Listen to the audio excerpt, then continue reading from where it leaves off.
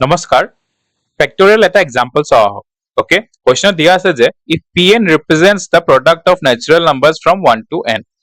pn আমাক দিয়া আছে product of natural numbers from 1 to n মানে এনেকে ওকে up to n তো এটো কি হৈ গল n factorial ওকে similarly এটা আমাক কি উলাব লাগিব p1 কি হৈ যাব 1 factorial মানে 1 p2 কি হৈ যাব p2 হৈ যাব 2 factorial মানে 2 into 1 তো এটো হৈ যাব 2 p3 হৈ যাব